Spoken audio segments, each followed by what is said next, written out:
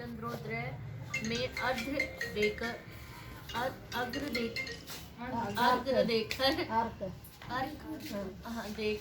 व्रत खोला जाता है। कथा। एक साहूकार था, उसके 7 बेटे थे, एक बेटी थी। वह सातों भाइयों की प्यारी बहन थी।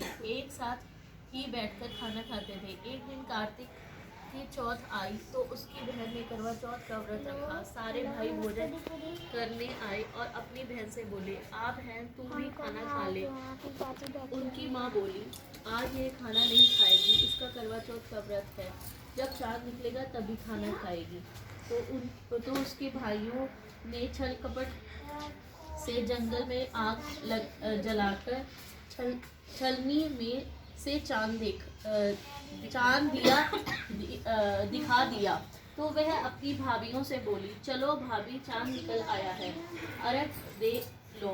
तो उनकी भाभी बोली, ये तो चांद निकला है, हमारा तो रात को निकलेगा। यह सुनकर भाइयों से के कहने से उनके चांद को अर्घ दे दिया और खाने बैठ गई। पहला टुकड़ा तोड़ा, बाल निकला। दूसरा टुकड़ा तोड़ा, छींक मारी। तीसरा टुकड़ा तोड़ा तो राजा के घर से बुलावा आ गया कि राजा का लड़का बीमार है, जल्दी भेजो।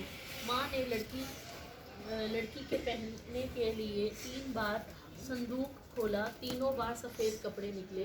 अब उसको सफ़ेद कपड़े पहनाकर ही ससुराल भेज दिया और माँ ने लड़की के पल्ले में एक सोने का सिक्का बांध दिया और बोली, रास्ते में जो भी मिले पैर पड़ती जाइयो, जो तुझे सुहाग की आशीष दे उसे सोने का सिक्का दे देना और पल्ले को गांठ देना। अब उसे रास्ते में जो कोई भी मिला सबके पैर पड़ी पर किसी ने भी सुहाग का आशीष नहीं दी। अब वह ससुराल में आई तो दरवाजे पे छोटी सी ननंद खड़ी थी। वह उसके पैर पड़ी तो ननंद बोली, सीली हो, सपुती हो, 7 बेटों की माँ हो, मेरे भाई का सुख दे। अब उसने सोने का सिक्का ननंद को देकर पल्ले को गांठ मार ली। उसके बाद वह अंदर आई, आकर देखा कि उसका पति मरा पड़ा है। अब वह उसे लेकर एक कोठरी में पड़ी रही।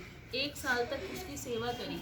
उसकी सास बांदी के हाथ बची खुदी रोटी भेज देती। इस प्रकार उसने अपने पति की सेवा करते करते 1 साल हो गया। करवा चौथ का व्रत आया। सारी पड़ोसनों ने नहा धोकर करवा चौथ का व्रत रखा। सबने सिर धोकर हाथों में मेहंदी लगाई, चूड़ियाँ पहनी। वह सब देखती रही। एक पड़ोसन बोली, तू भी करवा चौथ का व्रत कर ले। तब वह बोली, मैं कैसे करूँ?